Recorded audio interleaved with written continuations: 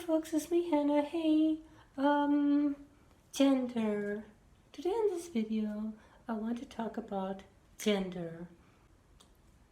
Gender is one of those things that affect each and every one of us, whether we're straight, gay, cis, trans, male, female, masculine, feminine.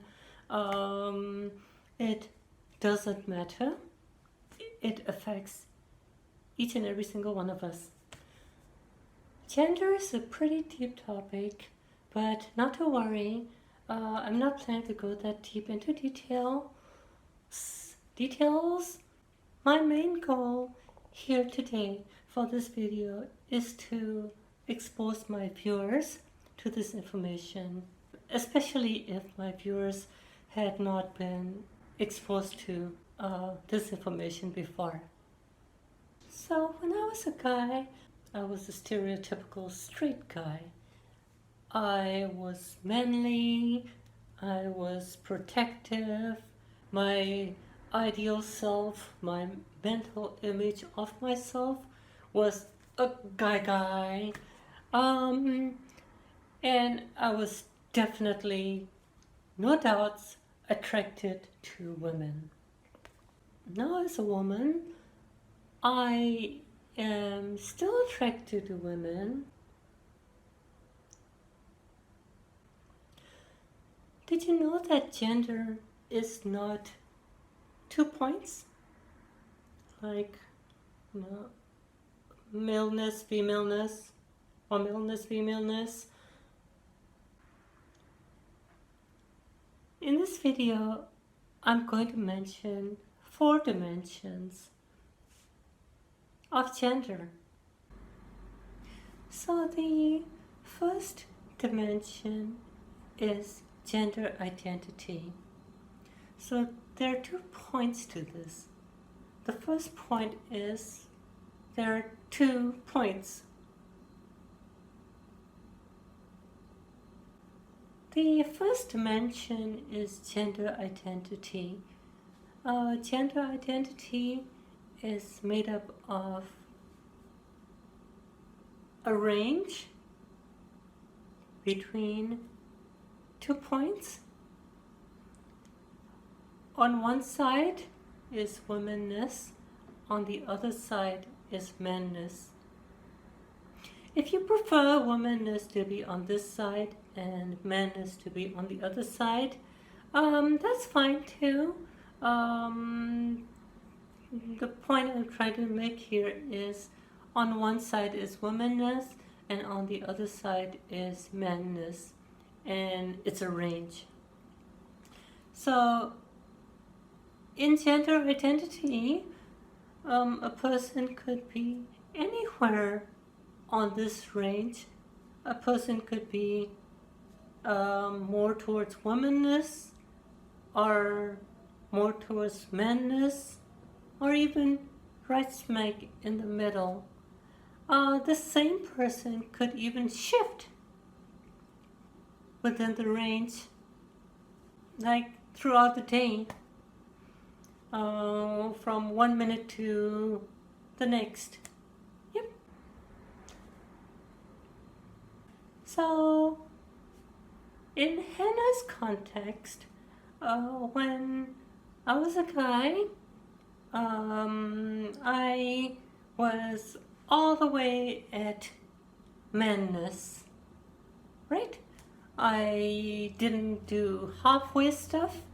I always tried to keep myself all the way at manness. Some might even wonder if I was hiding something in the closet.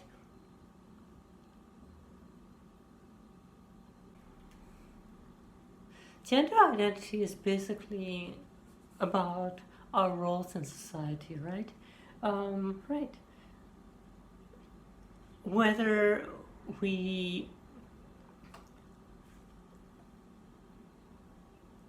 see ourselves as playing a woman's role, or we see ourselves as playing a man's role. That's gender identity. So the next dimension is gender expression. Just like the previous dimension, it's a range between 2 points. The 2 points are feminine and masculine. Yep. And of course, if you prefer feminine to be on this side and masculine to be on this side, that's fine too. But the point I'm trying to make is that there are 2 points, feminine and masculine, and the dimension is a range between the 2 points. So gender expression is basically the way we express the gender that we're in. Do we want to express our genders, for example, by dressing up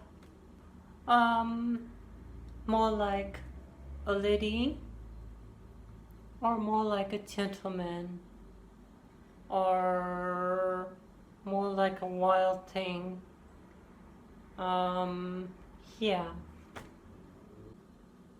So the next dimension is biological or anatomical sex.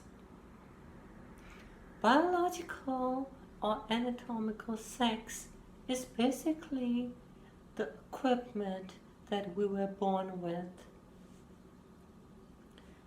For example, we were born with a penis, a vagina, a clitoris, a pair of testicles, and or a combination of the aforementioned features.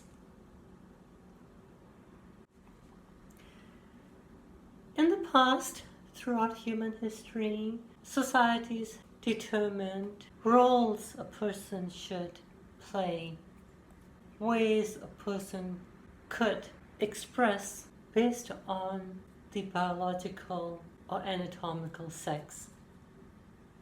Because these were physical characteristics, right? Right. And they were easily observed, but what they weren't aware of was the other 2 dimensions, and also the physical dimensions. Physical features had a range and not just 2 points. The person's features could be anywhere on this range between femaleness and maleness. Right? Right. Okay, so the next dimension is attraction. Attraction splits up into 2, sexual and romantic.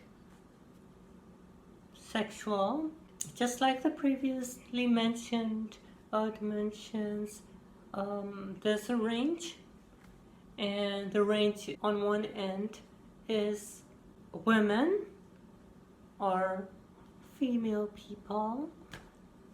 On the other end is men or male people. And it's a range between the 2 points. So that's the sexual attraction. Are we sexually attracted to male people, or are we sexually attracted to female people? Or are we sexually attracted to, well, somewhere in between? The other path of attraction is romantic attraction. Just like sexual attraction, there is 2 similar sounding points, which is women or female people, and men or male people. Yep. So are we more romantically attracted to women or female people? Or are we more attracted to men, male people? Or are we like romantically attracted to somewhere in between? Right, right. So this attraction thing is basically where the terms gay, heterosexual come in, but it's obviously not as simple as the terms might make things seem, right? Right. A woman might be attracted to a man, and that would technically be considered heterosexual attraction, but maybe the kind of man that the woman's attracted to isn't necessarily like all the way in the extreme, but instead the masculinity of the man that she's attracted to might be somewhere closer to the middle. Or maybe it's right smack in the middle between masculine and feminine. And if that's the case, then now is the woman still a heterosexual, or could she be considered gay? Because now the man is no longer on the masculine side, and the man is not on the feminine side either. It's right smack in the middle. So, although the man is still a man, but you know what I'm talking about. So yeah, but it's cool, right? It's cool. So those are the 4 dimensions of gender. 4 dimensions, at least at time of recording this video. I'm hoping that this video has increased your awareness about gender. But if you had known this stuff already, then awesome! Yeah, the information presented in this video was based on the genderbread person. I almost said gingerbread. I love gingerbread cookies. The information that was presented in this video was based on the concept by Sam Killerman, the concept of the genderbread person. You're welcome to visit Sam Killerman's website, link in description below.